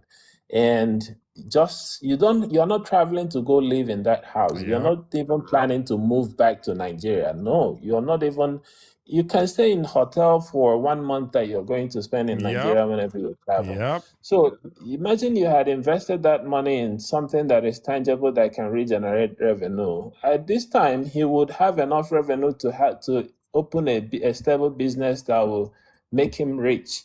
But you chose something that is actually consuming rather than regenerating. Absolutely. So this is a very bad mentality. And the problem is that they carry it abroad. It doesn't stop in Nigeria. The ones that you see abroad still have that same mentality. And when you try to talk to them something that is contrary, they see you as mugu. This one don't know what to talk. This one don't know what to talk. That's so easy. It's a very terrible problem to our people. Absolutely. But yeah, the doctor, thank you for sharing that, and thank you for sharing your thoughts on this topic. But yeah, absolutely. And I see a lot of questions coming in the chat. We'll go read them in a moment. But the doctor, again, thank you for joining. Unless you have any final thoughts before we drop you and keep the show going. That's it. I think this topic is very important, and your program is very sensational. So I hope that it will keep inspiring people. Thank you. Because we need more of this to, even if you cannot force them to adjust, at least let's keep putting the word out there, and hopefully one or two will pick it up. Absolutely. Absolutely. And that's the goal. Thank you very much. Yeah, thank you for having me. Thank you so much, the doctor. That's the goal. Absolutely. Make we continue the talk. My mama saying na cho. I they do. No problem. Kachi is doing cho. No problem, Momsi. Shout out to Momsi. Anyway, Kulata, I see you. Kulata says, thank you for the $5, by the way, on YouTube. I appreciate it. He says, figuring out how to attract non-Southeast people to the Southeast en masse is the major fix. Most enduring developments has a good chunk of non-indigenous participation. You are very correct. They say two things fit be true. Two things can be true. So this one where you talk to, not true, my brother. Thank you so much for being there on YouTube. You also went further to say Southeast development can be insular That's a major flaw in most narratives. I hear you, but the reason why they make them insular, make I use your words. Insular. Make I use your word. Kulata, my brother, when they worry me from Facebook, not Facebook, YouTube. Thank you, my brother, for being there, by the way. Make I use your word insular, right? The reason I'm making it insular is we see these people, I would make I not say these people because it kind of sounds vulgar, right? But anyway, we see these are Igbo billionaires. You know, every time that they build a house, and these houses are not cheap, right? These houses, some of them, they cost $1 billion, 1 billion naira, 500. These houses are not cheap. So that's why I'm saying the insular one. Make we start from inside first. If you cannot do it from inside, why will other people want to be interested in it, right? You have to start from within first, so that then other people go say, it be like something that happen here. Oh, make we go put money here before this thing go fly us. You know, investors go begin to come in. That's just how it is, right? But yeah, absolutely, two things can be true. Absolutely, my brother Kulata from YouTube. Thank you. Anyway, I don't see any other requests. We've done an hour 10 minutes. If anybody, I've been seeing Executive Cop the request, but he's no longer requesting. And thank you, Executive Cop, for the rose. I appreciate it. Make we read some chats before we go and see what's going on. All right, skin to skin. Skin to skin. All right, we'll call you skin to skin. He says, give that advice to your siblings. Why you just there here, the para for people, skin to skin? What is going on with you, man? What is going on with you? Have you drank some water? Go and drink water. Drink water, then you go outside. Touch grass. Make your body calm down. Drink water. Make I drink my own. Then you go outside, go touch grass, so that your body go calm down small. Huh? Go outside, touch grass. If you like, you never touch grass for a while. Go outside and touch grass. Make your body calm down. No, they cause people here. Anyway, make we bring executive. We go bring EJ Life up. Executive Cop, give me a minute. We go bring EJ Life up. Make we hear her thoughts, and then we go bring you up. Executive Cop, just give me 1 second. Make we bring EJ Life.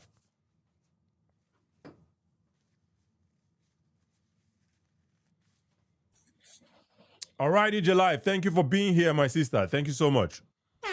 Catch you for president.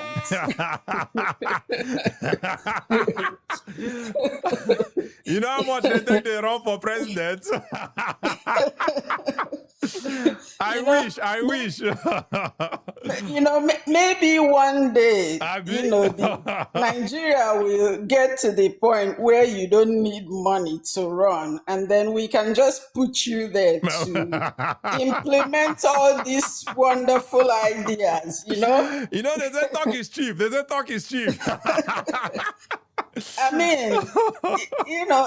Sometimes for people that are not serious, everything you're saying, like I commented there, that it is leaders with vision. Yeah.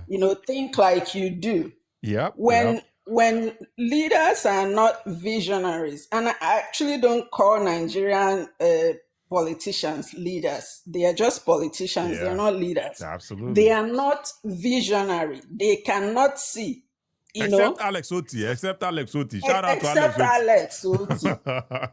So majority of the politicians in Nigeria, all they know is borrow, steal, pocket.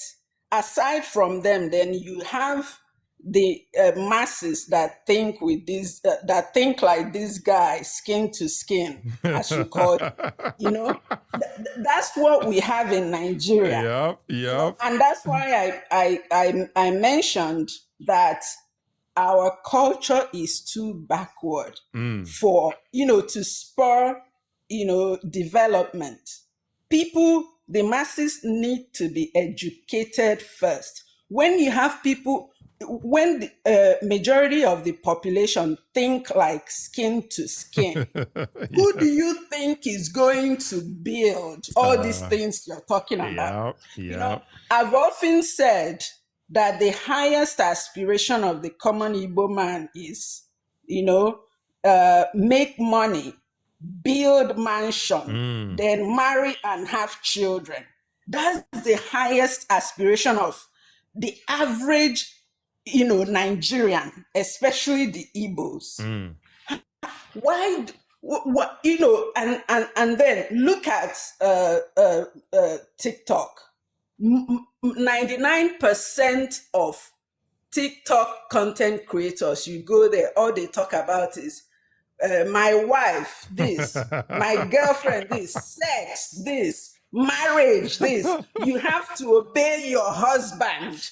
You have to submit. That's all they talk about, think about. They are so obsessed with schmecks. Yeah. With You get my sister, Anya Anambra. Shout out to Anya. Anya did for chat here. I was on her live yesterday. She was talking about the same thing. We say one Igbo guy, Oh, he really? named na Oriako. Imagine man where they answer Oriako. The man, every time, now this same thing where they talk about. That is what my sister was talking about yesterday as well. I believe it was yesterday. So yeah, I hear you. I hear you. I follow Annie. Annie says make let me just forget. Make we leave Annie I for now. follow Leave Annie. Annie. I follow Oriako. So and that's why I said that our culture is too backward. When it's like our culture, they are so obsessed with making sure women don't fall out of line. A woman must obey the husband. Yeah. Now, they don't, if a woman is speaking, notice most of the men there won't even pay attention. And then you will see them, when you see a man doing something great, a woman have talked about those things a lot. Like, for example, let's say Very Dark Man now. A lot of the things he's doing, I've talked about them, and I'm not here to give myself prop. I'm just trying to give an example. So when a culture, cancels out half of its population, it's like canceling out half of your brain. True. What if? But make one exemption here, right? Again, this is my sister Anya Anambra. This is my sister and our Wahala sister, where she be, right? All those men, then they listen to her. All of them, then anything she talk, then they listen. So we make the exemption for her as well, right? Annie is a real man. Annie is a real man, okay? I like her, what is it? She's very confident and,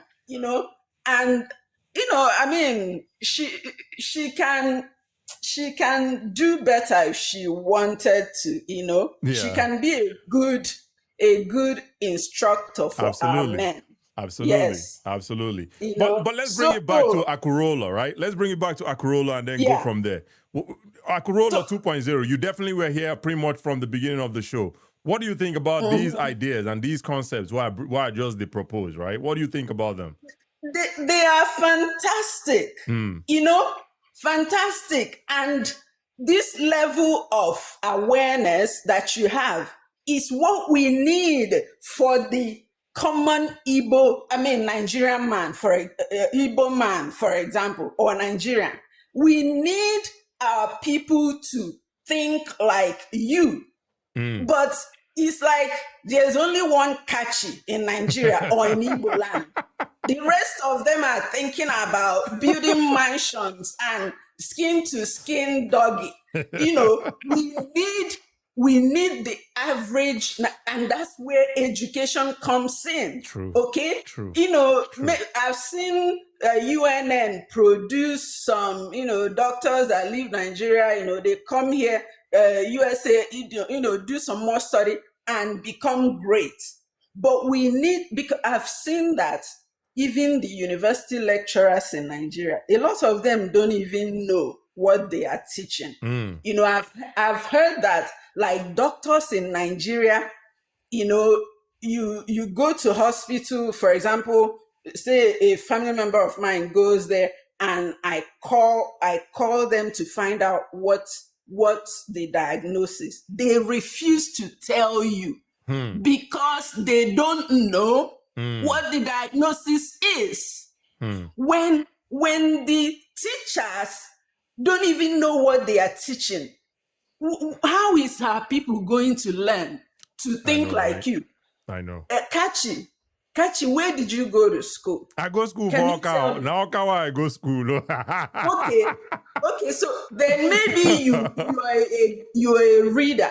Maybe you read a lot, because you reason like someone who lives, outside of Nigeria in the Western world, and I can only say you must be a reader.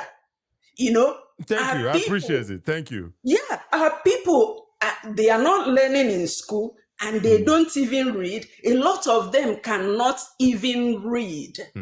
A lot of them, that's the problem. See, when I hear that a governor is building some projects, building some mansions, this and that, I'm like, okay, what is going to happen in that building you're building?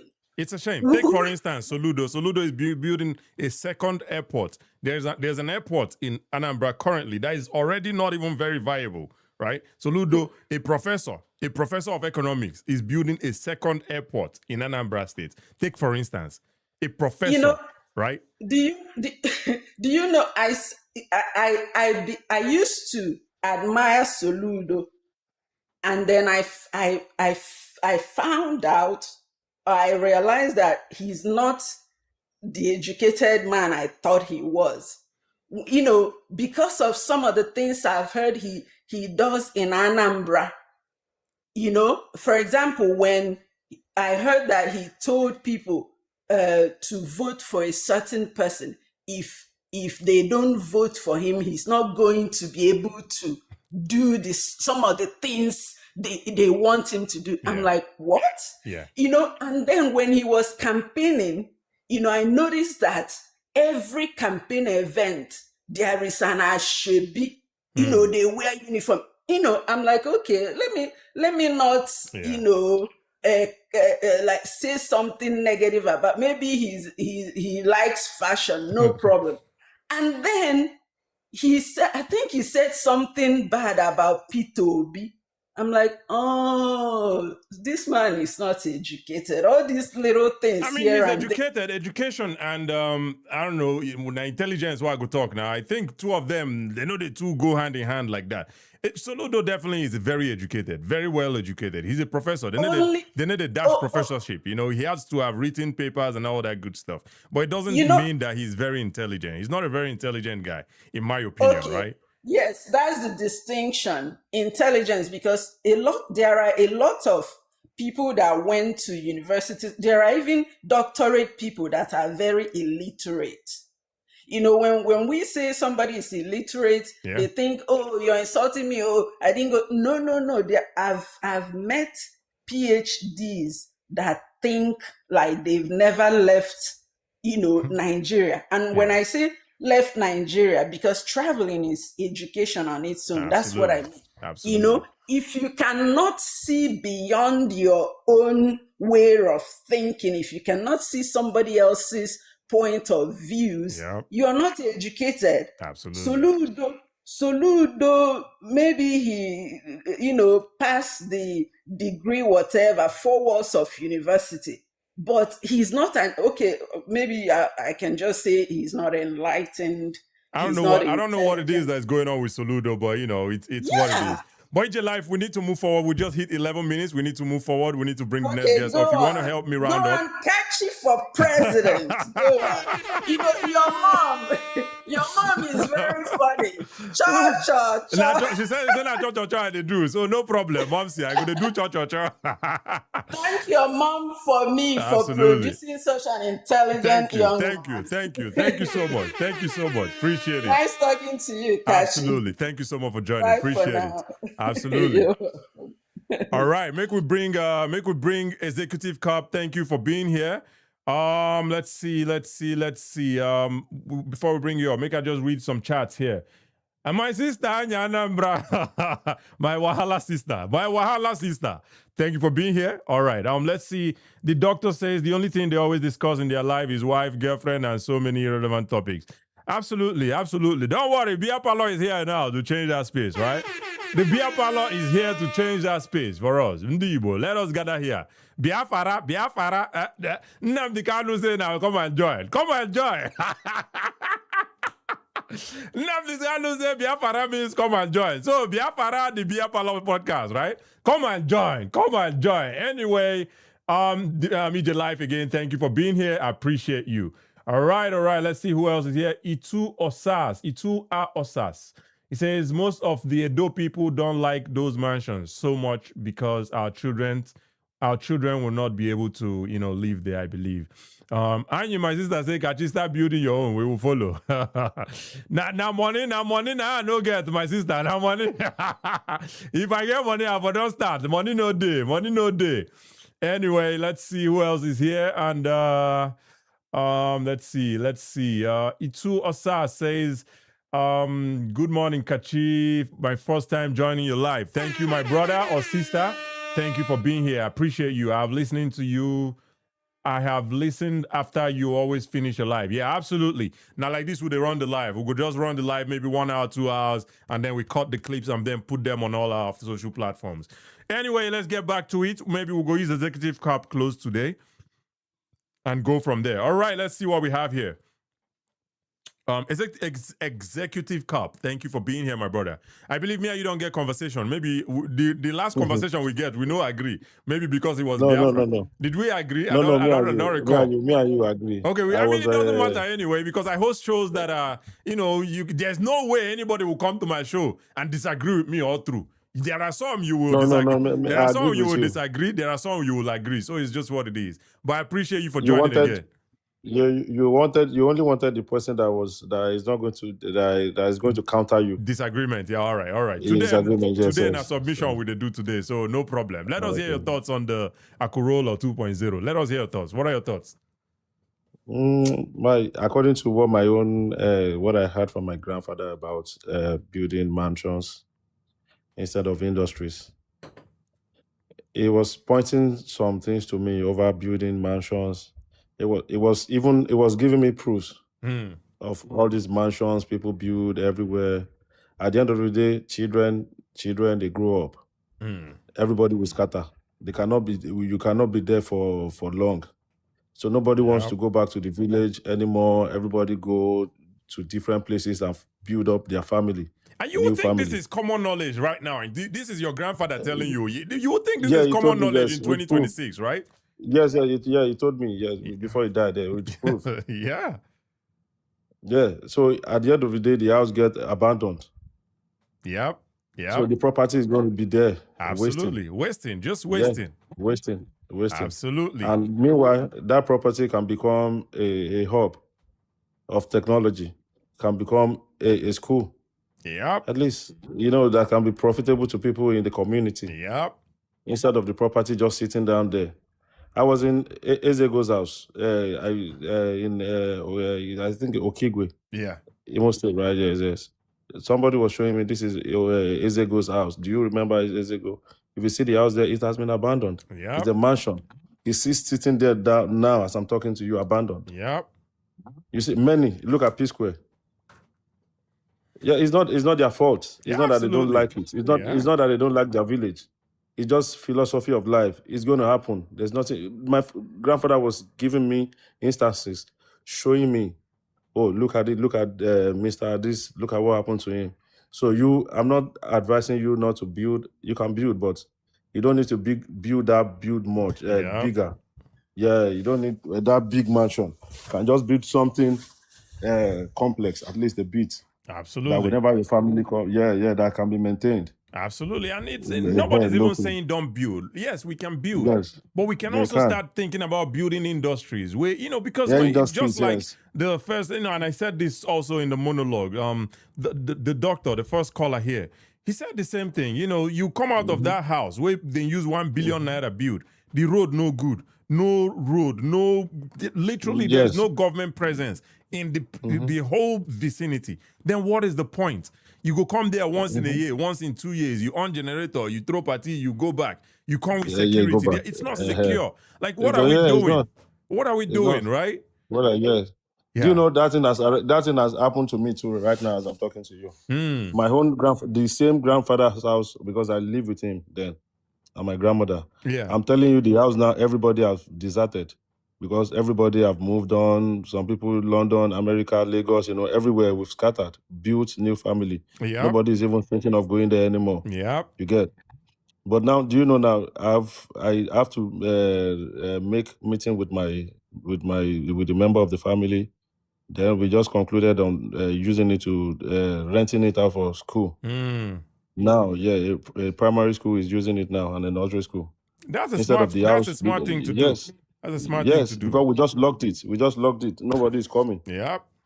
Yep. Mm-hmm. And if you just lock So, them like that, rodents, fly, rats, ants, everything go enter yes, inside yes. there. And Yeah? so the Lizard, word said one everything. the word said one day crack. That too. That too. Yes. That So too. we are now spending, and the house needs to be hearing voice of people. Yep. Yes, it needs to be house. If I was the year now, at least if the year voice, Yep. it would be alive. Yes, That's so yes. it be. That's so it be. So, and I remember waiting the father, they tell me, say, come, look. So I actually held that word. What he actually said, I held it till today. Yep. That's So what we definitely need good is advice. yes. We just need to invest in human. Absolutely. Yes, Absolutely. invest in ourselves. All those houses cannot just be wasting. Absolutely. Yes. Now the Igbo community now, I think what the Igbo community need now is power. Yep. And Yep. I actually like your smartness. Yep. What this thing you put up here is just like a prototype. It If is. the Eastern governors can put up, if they can sit down together and bring something out, this is a prototype. Because I was going through it. This is how it should be. Yeah, absolutely. This is how Yeah, it should we be. would You don't- definitely need you don't need it. electricity because we already have Yes, you don't need- manufacturing in the east. We have manufacturing in Abia. We have manufacturing in Nnewi. Then we have markets in Onisha. We have markets in Aba. Yes. So we need electricity, cheap electricity. Yes. You Yes. know? Industrial parks, Absolutely. modern cities. Absolutely. Look at you did this, right? You designed this, right? Yeah. With the help of AI. With the help of AI. It will help. I At don't least go take 100% credit. You did, but at least you brought something. You brought something. Up. Absolutely. Yeah, Absolutely. yes. So I took my time and studied this. I think this is the way forward. Absolutely. This is just the way forward. Absolutely. All But we need Executive now is Corp, I'm going to action. need you to round up in maybe 30 seconds if you have any final thoughts so that we can move forward, so that we can move the mic. So my own is just to contribute to your work, All to your right. piece of All right. art. Thank you so much. So I Appreciate it. really appreciate your kind of wisdom. Thank you so much, my brother. Thank you so much for I joining. really appreciate it. Oh, yeah, Appreciate nice it. one, bro. Appreciate it. Oh, yeah, nice In one. 30 years from now, Igbo land will be great. Igbo land will be Yes, great. let us start building it now. Let's start it now. Let's start it Absolutely. now. We Absolutely. don't need to start waiting for next year. So it will attract others to our community. Absolutely. Yes, it will attract people. When people come, it goes a long way. Like this now with this, my bro, there's something I mapped out of your prototype. Okay. This prototype now will make the Igbos get power, the power they want. Yeah, I mean, if it's followed, or if they follow this man, yes, if it's been- it was in OT. If they follow OT's blueprint as well, that's another way to go. Yes. Empower the whole of our voting like southeast. 3, Absolutely. let's say we have voted like 3. Absolutely. The job is done. The power is Absolutely. there. So Absolutely. everybody will come. Yes, everybody will stand. This is you are saying you are not blind. Now so it be. They are saying, yeah, now so it be now. Now so it be. Oh, yeah, But my thank you, my brother, bro. Executive Corp, we need to move forward. I appreciate you for Oh, joining. yeah, move forward. Thank you so much, my brother. Thank you so much for joining. All right. Make we bring our next guest up here. My sister Annie. Annie say power. Cho. Power. You sabi that man where they call Bish money. Bish money go say power. Peter Obi, power. Anyway, let's keep the show going. Future P, thank you for joining. Let us hear your thoughts on the topic. Akuruoulo 2.0, from mansions to industries. What are your thoughts? Future P, are you there? All right, we'll go bring Future P down. If you are here, if you're still there, please request again. And get your network. Maybe not network problem you get, but just put your network together and then request again. All right, make we see Rapuluchuku Rapulu chukuoku. Rapulu.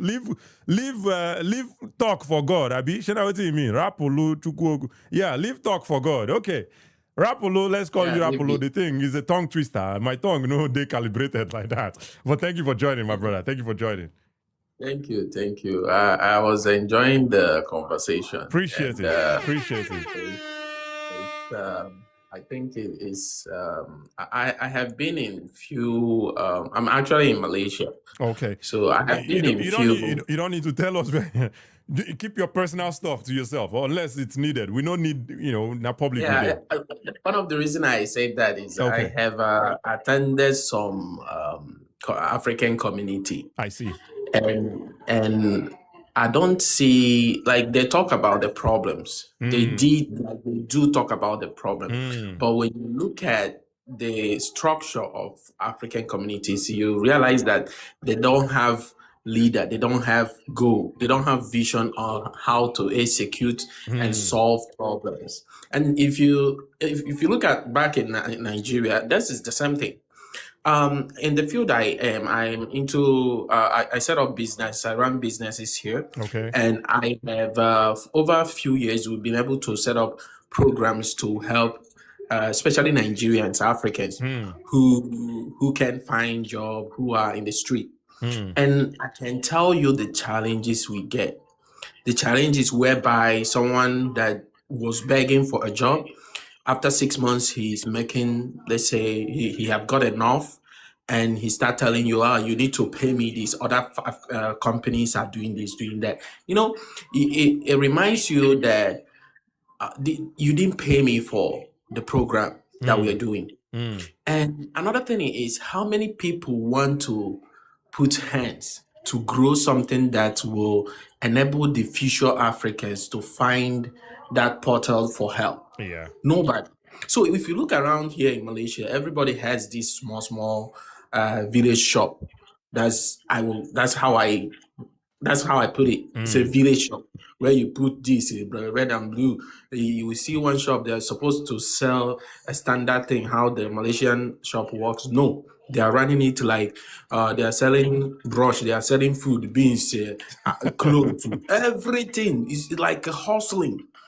And there's no structure where some few well-to-do Nigerians can come out and set up like more like African international schools, things like this, because this is what actually creates job for the future. Yeah. So what I see from my study is that Africans do not understand what future tells us. They understand that energy of get mine, my own. There's always difference between solving a problem and creating a portal for people to solve the problem themselves. Yeah. Creating the opportunity. So that's why we just started a program that will help. It's more like we are using AI and some tech to bring to bridge this problem where Africans cannot invest in someone that is talented. So we are actually bringing foreigners to do that in Africa, in Nigeria, in any country in Africa. Africa, yeah. And yeah, I studied this over the year. This is my almost 19 years in Malaysia, and have been working closely with helping a lot of Africans. But what I found out is people tend to come to me when things started blooming, like things are doing well. Then they start, I want to put my money. But when I reach out to them and say, guys, this is going to make sense in the next 5 years. It's going to be able to create job, do this, do that. Nobody want to step into that. They will tell you, this is a very good one. That blah, blah, blah, blah. But nobody's coming in. So when we talk about how we can Akuruoulo, it is about, that's why I created that program, which we're going to be launching maybe in next 2 months. Okay. To bring that program to Africa, where Africans can easily, if you are talented in something, you'll be able to assess somebody who can invest in you. And when he's investing in you, what you are doing can be seen. It's not like they give you money and then you go and sit down. We are creating such system that will power Africans. that is what I achieved from working with a lot of Africans till now. So that's what I wanted to share. It's not Absolutely. that there's no problem. Africans, everybody, when you're a problem, Yeah. and we're problem, Now we're this problem. solution. Problem. We Yeah, should- solution solutions. is what we need, and Solutions. action to that Solutions. problem. And when we are talking about even to solve that problem, we need to focus on the opportunity to create. So that anybody that walks past that same problem finds a way to solve it himself. Yep. Yeah.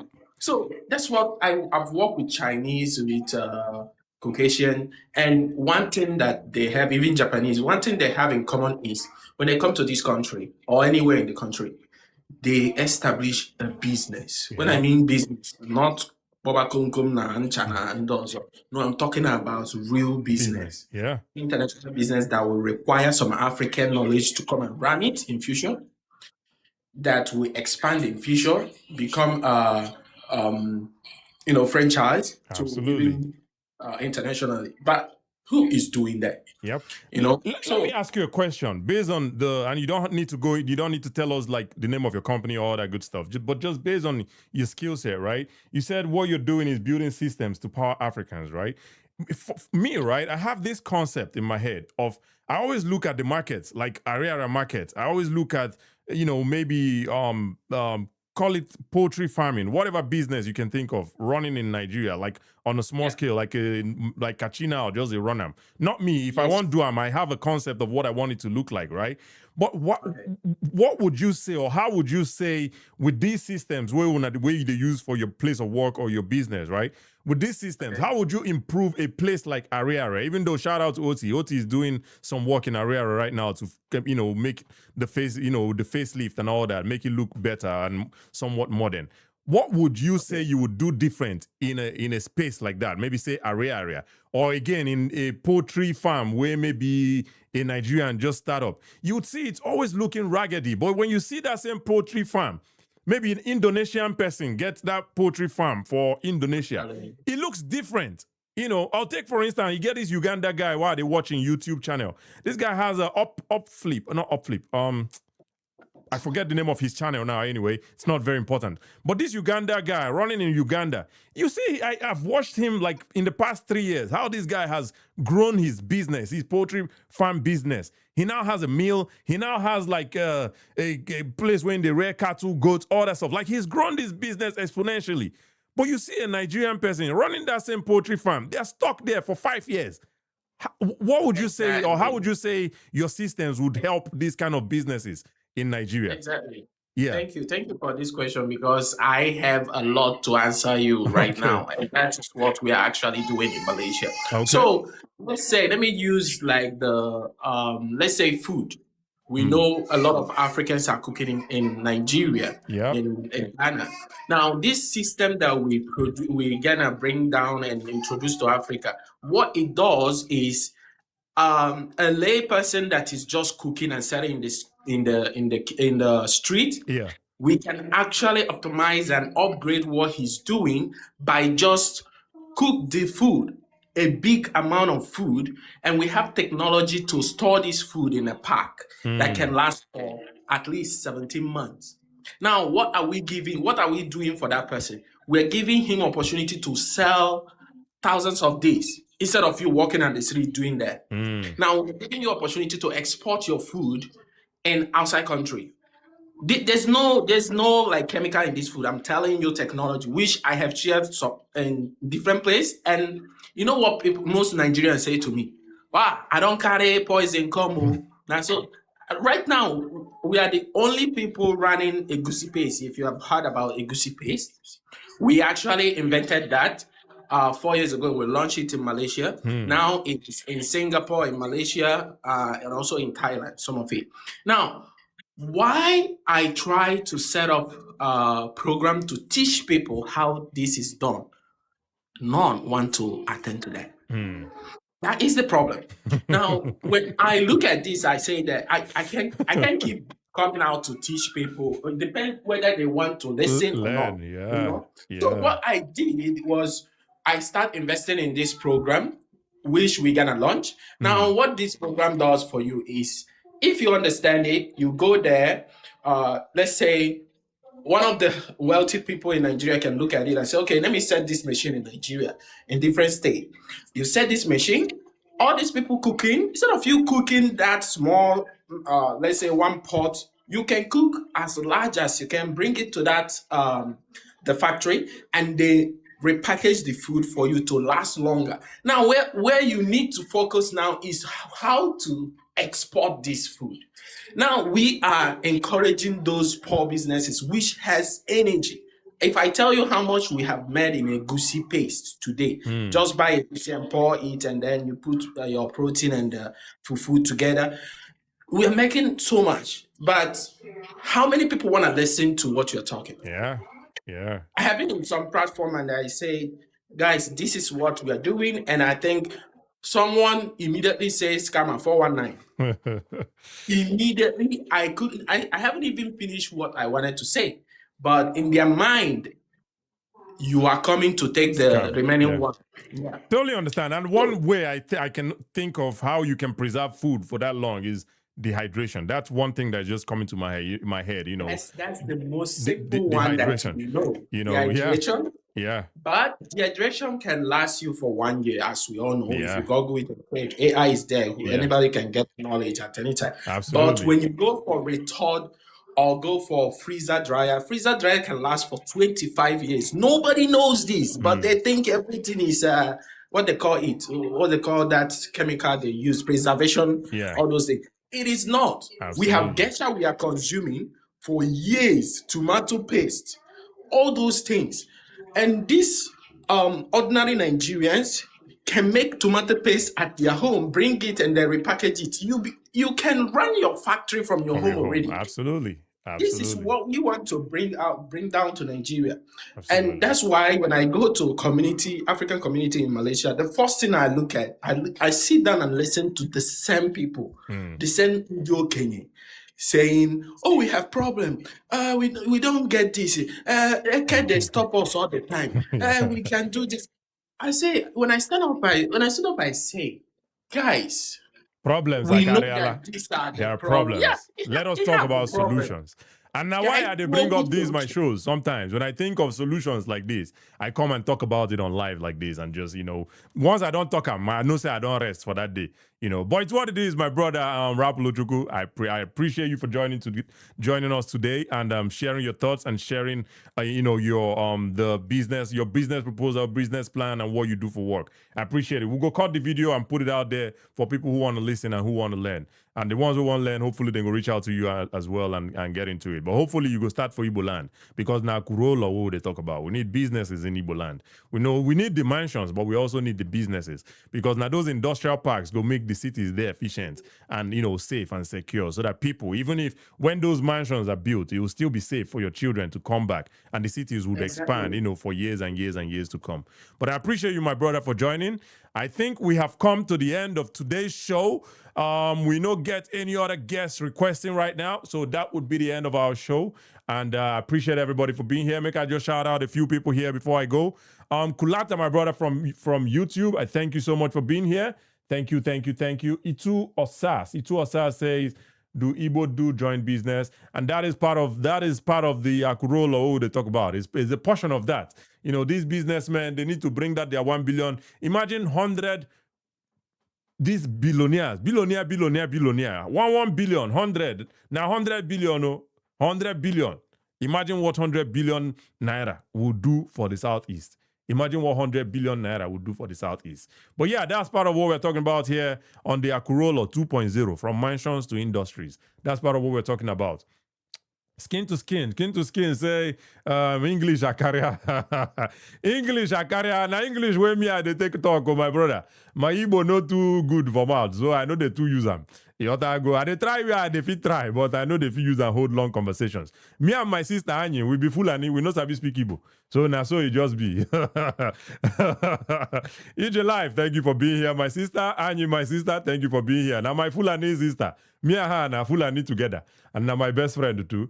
Anyway, Gary Go, thank you for the rose. EJ Life again, thank you. One choice, thank you so much. Attitude, thank you for the rose. Executive Cup, thank you for the rose. I think we had a good show today. We'll go cut the videos like we always do and put it on all our platforms for the people who know they available today to watch us live. We're gonna put it on all our platforms so you guys can catch them and watch them in bits. But anyway, like always, my name is Kachi and I'm the host of the Bia Palo Show. Peace.